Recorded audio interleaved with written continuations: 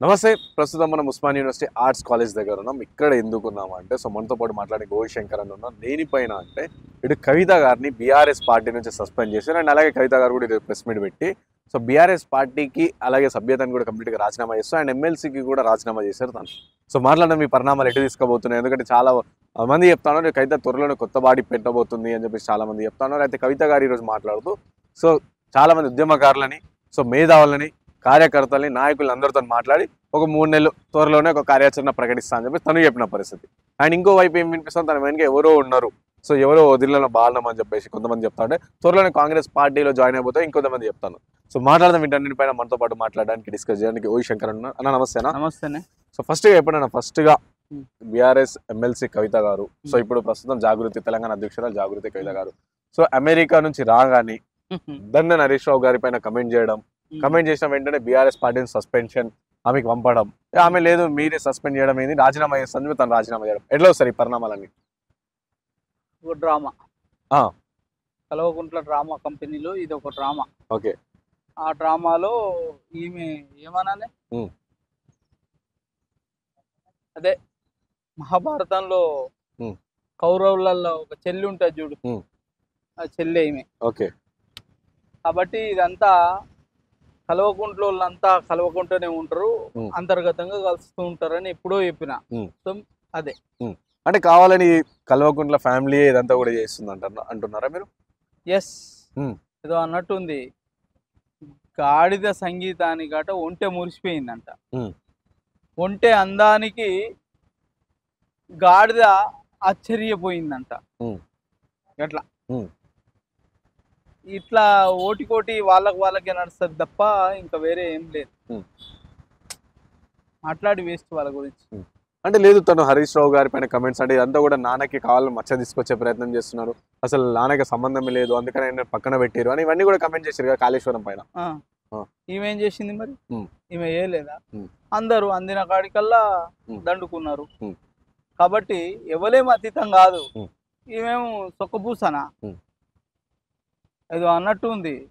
ప్రతిభత పరమాన్నం అడితే తెల్లారిన సల్లారు లేదట, అవి గట్లనే ఉంది.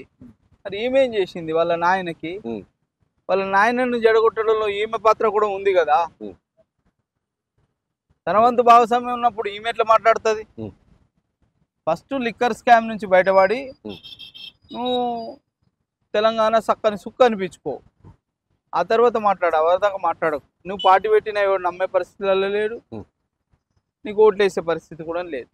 అంటే ఉన్న ఎమ్మెల్సీకి కూడా ఉడవిక్కున్నావు అనుకో, నీకు ఆయనతో ప్రోటోకాల్ ఉండదు, నేను ఎవ్వరు కానరు దేకరు. అంటే మొన్నటి వరకు ఇటు కేటీఆర్ గారిని టార్గెట్ చేసిన వ్యాఖ్యలు సడన్ గా ఈ రోజు హరీష్ రావు వైపు తిప్పడం ఏంటి అని చెప్పేసి కూడా కొన్ని వాదనలు వినిపిస్తాయి. ఏమంటారు మీరు? నేను ఏమంటున్నా, వాళ్ళ నాయన మంచోడే అనుకుందాం, మంత్రివర్గానికి బాస్ ఆయననే కదా, మంత్రి మండలికి ముఖ్యమంత్రే కదా బాసు. మరి ముఖ్యమంత్రికి తెలియకుండా ఇవన్నీ జరిగినాయంటవాక చెప్పక్క నువ్వే. ఏదో అన్నట్టు ఉన్నది, సత్యమంతా నా దగ్గరనే ఉంది, చెప్పులు దేరమ్మ కూడా నిప్పులల్లో దుంకుతా అన్నట్టుంది ఈమె కథ. అవునా? చెప్పాలే కదా నువ్వు. మీ నాయనకు తెలియకుండా ఏమన్నా జరిగినాయా? 10 ఏళ్ల కాలంలో మీ అన్న చెల్లెలకు అడ్డు అదుపు ఏమైనా ఉందా? సరే, భావ సంగతి తర్వాత. మీ అన్న చెల్లెలకు అడ్డు అదుపు ఏమైనా ఉందా? లేదు. అత్యంత అవినీతిలో కూడుకుపోయారు కాబట్టే మీరు ఇలా ప్రజలు మిమ్మల్ని పనికిరారని ఫామ్ హౌస్కి పరిమితం చేసినారు. ఫామ్ హౌస్ లేదో మీ పని మీరు చేసుకోవాలి, కానీ ప్రజలలోకి వచ్చి పరిశాన్ చేయొద్దు ప్రజలని. అది గుర్తుపెట్టుకోవాలని చెప్తున్నా. అంటే సొంతంగా ఇవన్నీ నిర్ణయాలు కావచ్చు ఇవన్నీ కూడా కవిత గారే తీసుకుంటారు అనుకుంటారా, లేకపోతే కవిత వెనకాల ఎవరైనా ఉన్నారని చెప్పేసి అనుకుంటారు? ఎందుకంటే ఎవరో వదిలిన బాణం, ఆ బాణం అంతా కేటీఆర్ కి టార్గెట్ చేస్తుంటే అది హరీష్ రావు గారికి తగిలిందని ఇవన్నీ చాలా వరకు సోషల్ మీడియా మాధ్యమాల్లో కావచ్చు చాలా ప్రచారం. ఇది ఒక స్ట్రాటజీ అయి ఉండవచ్చు. రేపు కాంగ్రెస్ ని ఓడగొట్టడానికి, లేకపోతే ఇంకో రాజకీయ పార్టీని అధికారంలోకి రాకుండా ఓట్లు చీల్చడంలో ఇదొక భాగమై ఉండొచ్చు. 2 పార్టీలు పెడితే ఒక పార్టీ ఓట్లు చీలిపోతాయి కదా, అదో స్ట్రాటజీ అయి ఉండొచ్చు అనుకుంటున్నా నేను. అంటే ఎవరు చేస్తున్నారు స్ట్రాటజీ ఇది? ఇక అంతా వాళ్ళ కుటుంబం చేస్తుంది. మరి పెద్ద ఆయన చేస్తుండా, చిన్న ఆయన చేస్తుండా, లేకపోతే బావ చేస్తుండా, ఇది వాళ్ళకి తెలియాలి. అంటే బావని టార్గెట్ చేసుకుని అట్లా చేస్తారు అనుకుంటారా? అరే ఎన్నిసార్లు బావ వెళ్ళిపోతుండని ప్రచారం చేయలే, వెళ్ళిపోతుండని ఎన్నోట్లు ఏడ్పించుకోలేదు అంటున్నా నేను. కాబట్టి అదంతా కలవకుండా డ్రామా కంపెనీ, డ్రామా అంతే. అంటే మరీ ఇంతగానో కంప్లీట్ అవినీతి అంతా హరీష్ రావు చేసి సంతోష్ రావు వాళ్ళిద్దరు కలిసి చేసిరు. సో ఇటు ఎమ్మెల్యే మాజీ మంత్రిగా ఉన్న హరీష్ రావు, అలాగే ఎంపీగా ఉన్న సంతోష్ రావు, వీళ్ళు కలిసి చేసిరు అని చెప్పి కూడా చాలా ప్రధానంగా ప్రతిసారి నేను అడుగుతున్నా, నీ మీద ఎందుకు లిక్కర్ చక్కర్ స్కామ్ కొట్టింది అని అడుగుతున్నా. ఢిల్లీలో స్కామ్, గల్లీలో స్కామ్ ఢిల్లీలోకి ఎట్లకైంది అని అడుగుతున్నా. ఏ మహిళ తిహార్ జైలు కోలే, నువ్వు తిహార్ జైలుకేనవు, ఎందుకేనవు అని అడుగుతున్నా. దానికి సమాధానం చెప్పు ముందు, ఆ తర్వాత ముచ్చట. ఆ తర్వాత నేనేం కల్వకుంట్ల ఫ్యామిలీ మొత్తాన్ని నేను సమర్థిస్తలేను. కల్వకుంట్ల ఫ్యామిలీ అంటే ఓన్లీ రాజకీయ ఫ్యామిలీ, ఆ కుటుంబాన్నే క్వశ్చన్ చేస్తున్నా నేను. ఇలా మీ అవినీతి అనేది పెచ్చరిల్లిపోకపోతే ఇలా మేము అప్పటి నుంచే అడిగినాం, తెలంగాణకు అప్పులు ఎట్లా పెరిగినాయి, మీకు కుటుంబ ఆస్తులు ఎట్లా పెరిగినాయి అని అడిగినాం మేము. అయాల సినిమా టికెట్కి పైసలు అడుక్కొని, లేకపోతే షికార్లకు పైసలు అడుక్కొని వేయనోళ్ళే కదా, దుబాయ్లా వెయిటర్ ఉన్నోళ్ళే కదా, పాస్పోర్ట్లు అమ్ముకున్నోళ్ళే కదా, ఇలా లబ్బర్ చెప్పులోళ్ళే కదా. మరి మీకు ఇన్ని వేల కోట్ల ఆస్తులు ఎట్లా వచ్చినాయి?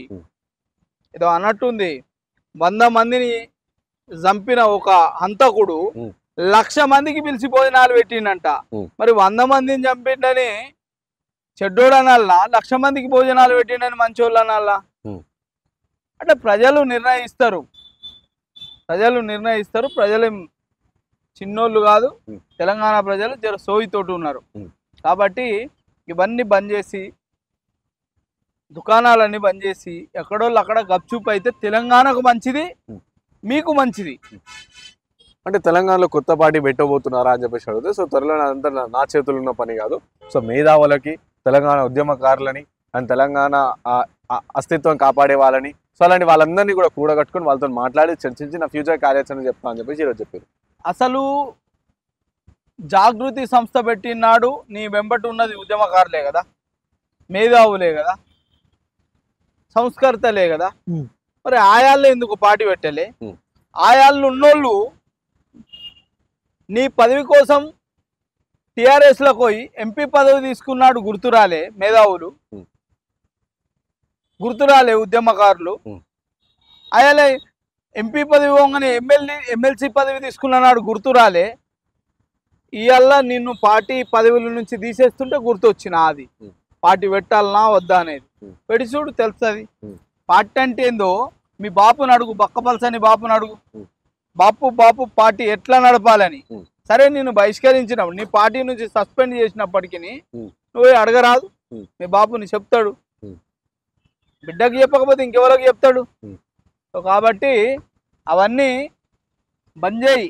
ఇవన్నీ బంద్ చేసి సపరేట్గా నోరు మూసుకుంటే పెద్ద ఆయనకు మంచిది. సరే లంగనో దొంగనో దోపిడీ చేసిండో దోసుకున్నాడో ఇంకేం చేసిండో, తెలంగాణ కోసం కొట్లాడిండనే ఒక సింపతి ఆయనకి ఇప్పుడు ఇంతో కొంత ఉంది. ఆయన సింపతిని పాడి చేయకు, ఆ సింపతిని పాడి చేసి పరువు తీయకు. మీ కుటుంబాన్ని ఆ బీఆర్ఎస్ పార్టీది అదేం రాదు, దాన్ని యాక్సెప్ట్ చేయరు తెలంగాణ ప్రజలు, మేమేం ఊకోము. కానీ ఇంట్లో సప్పుడుగా ఉండి పరువు కాపాడు, మీ నాయనది పరువు కాపాడు. ఇలా మీ నాయనే లేకపోతే మీరు లేరు. అంటే నాన్నని కాపాడుకోవడం కోసమే ఇవంతా కూడా చేస్తున్నా అని చెప్పి ఈరోజు ప్రధానంగా చేసిన వ్యాఖ్యలు. అవును, నాయనని కాపాడుకోవాలంటే నాయన దగ్గరకు పోవాలి, కూర్చోవాలి. పోనిస్తలేరు, ఎవరు పోనిస్తలేరు. ఆడ మధ్యలో హరీష్ రావు, సంతోష్ రావు వీళ్ళు అడ్డం పడుతున్నారు. అండ్ మొన్న కేటీఆర్ గారు అడ్డం పడ్డారు అని చెప్పి, అండ్ ఈరోజు వీళ్ళు అడ్డం పడుతున్నారు అని చెప్పి. అవునే, కేటీఆర్ అడ్డం పడుతున్నా అనుకుందాం. మరి మొన్న పోయి రాకెట్లా కట్టినావు? నిన్నగా మొన్ననే రాఖీ కట్టినావు. ఎట్లా అడ్డం పడతారు? నాయన దగ్గర పోవడానికి అడ్డం పడతారు. వెళ్ళి నిలువన్నారా, అడ్డం పడినారా? ఇదేదో రచ్చ. ఆడ పోయి ఫామ్ హౌస్ ముంగట వేయకపోయినావు. నీకు అందరి డాటా నీ దగ్గర ఉంటుంది, ఎవరెవరు ఏం చేస్తుండ్రో తెలుస్తుంది, అందరు ఎక్కడెక్కడ తిరుగుతుండ్రో ఎవరెవరితోటి మాట్లాడుతుందో తెలిసిన నువ్వు మీ నాయన ఎక్కడ ఉంటాడో తెలియదా నీకు? పోయి నాన్నతోటి డిస్కస్ చేయనుంటివి. ఇప్పటికీ ఇవాళ నీ మీద గౌరవంతో మాట చెప్తలేను, నీకు ఏమైనా బుద్ధి ఉంటే అసలు ఉంటే ఎలా పోయి నాయనని పోయి కలు, కలిసి నువ్వు ఏం మంచి పనులకు సలహాలు అడుగుతావా, లంగ పనులకు సలహాలు అడుగుతావా, దొంగ పనులకు సలహాలు అడుగుతావా, అడుగు నాయనని. బక్కపలసని బాపు అట్లనే ఉండు కదా, ఎప్పుడేం సిక్కగాలే బక్కగాలే అట్లనే ఉన్నాడు కదా. మరి అట్లాంటి బాపుని అడుగు, అడిగి సలహా తీసుకొని ఏం చేయాలో చేయి. బిడ్డవైతే బాపు పరువు తీయవు కదా ఇవాళ, నువ్వు ఇలా బజార్లోకి వచ్చి బాపు పరువు తీస్తున్నావు అంటే నీ ఉద్దేశం ఏంటంటే ఇవాళ కాటికి కాల్ చేసిన బాపు ఇవాళ ఉంటాడో పోతాడో తెలియదు. నేను రాజకీయంగా ఎదగాలి, నేను మరో జయలలితనో లేకపోతే ఇంకేమో కనిమొలి కావాలని అనుకుంటుందేమో. కలలు అవని కనకు అవని, మనిషి స్థాయిని బట్టి పనిచేయాలి, మన సత్వ బట్టి అడిగేయాలి, అంతే తప్ప ఇట్లా ఆగమాగం చేయకు, పరువు తీయకియాల కుటుంబాన్ని. అంటే ఇంత జరుగుతున్నా సరే ఇటు కేటీఆర్ గారిని స్పందించడం లేదు ఎక్కడ కూడా, ఏ సందర్భంలో కూడా ఇటు కేసీఆర్ గారు కూడా బయటకు వచ్చి మాట్లాడడం ఎట్లా కూడా వస్తుంది? విజ్ఞత, కుటుంబం కాబట్టి విజ్ఞత ఉంది కాబట్టి మాట్లాడటంలే. ఈమెకు విజ్ఞత లేదు కాబట్టి మాట్లాడుతుంది. నువ్వేం మాకు శత్రువు కాదు, కాకపోతే నీ స్థాయిని తెలుసుకోమని చెప్తున్నాం. సరే రాజకీయాలలో బండ్లు ఓడలైతే ఓడలు బండ్లు అవుతాయి, అనుకోకుండా నువ్వు పెద్ద పొజిషన్లో కూడా రావచ్చు, కానీ నీ స్థాయిని బట్టి అడుగులేయి, నీ స్థాయిని బట్టి పనులు చేయి. అంటే అంత సిచ్యువేషన్ చూసుకుంటే ఏపీ పక్క రాష్ట్రమైన ఆంధ్రప్రదేశ్లో కూడా సో జగన్ వాళ్ళ చెల్లె వైఎస్ షర్మిల కూడా తన పార్టీ నుంచి బయటకు వచ్చి సో సొంతంగా పార్టీ పెట్టి మళ్ళీ ఇప్పుడు కాంగ్రెస్లో విలీనం చేసి సో ఈ విధంగా జరిగింది. సో తెలంగాణలో కూడా కవిత మరో షర్మిల అవుతుందా అని చెప్పేసి ఒక క్వశ్చన్ మార్క్ కూడా చాలా సందర్భాలు అనిపిస్తుంది. సో మీరేమంటారు అన్న దానిపైన? ఏమైతుంది ఇవాళ దాకా నేను చెప్పినా కదా, మహాభారతంలో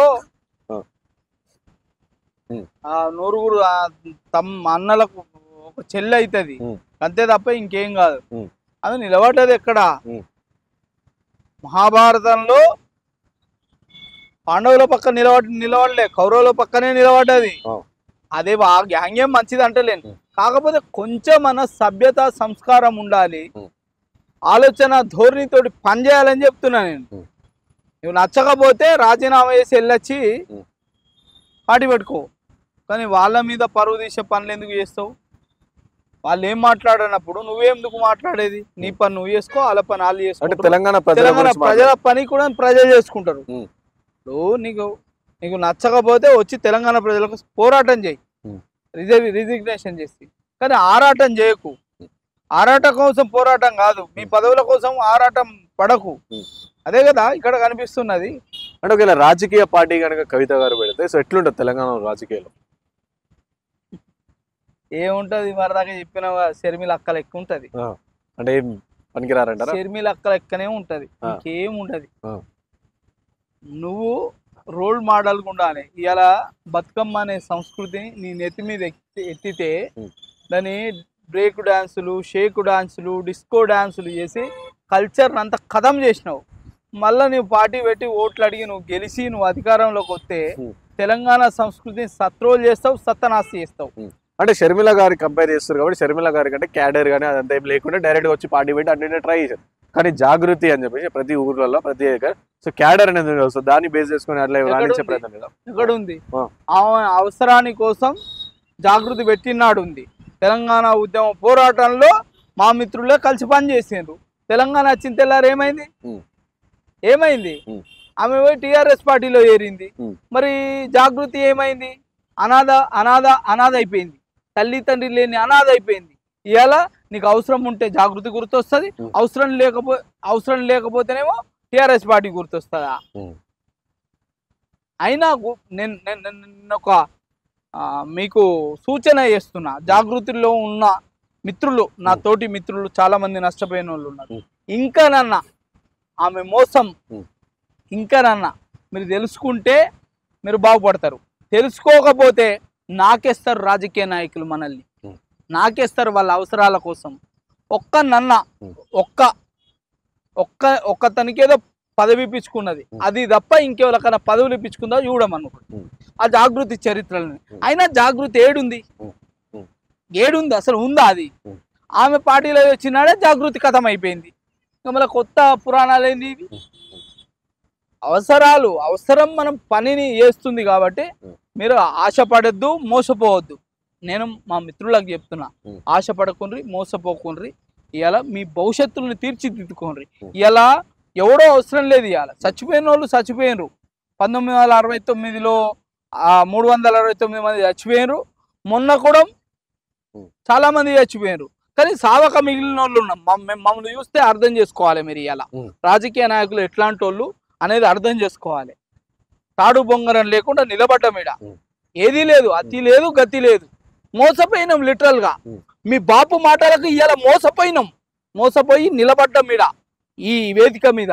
ఇలా మీరు వచ్చిండ్రు, ఉద్యోగాలు ఇస్తా అన్నారు, మీరు పోయినరు. వీళ్ళు వచ్చిండ్రు, ఉద్యోగాలు ఇస్తా అన్నారు, వీళ్ళు పోతారు. అంతే. వాళ్ళకు మీద తేడా లేదు. రాజకీయ నాయకులు అంతే. కాబట్టి కొంచెం గమనించండి, కొంచెం ఆలోచించండి. ఏదో చూడకుండా పోయి గోతుల పడకుండ్రి.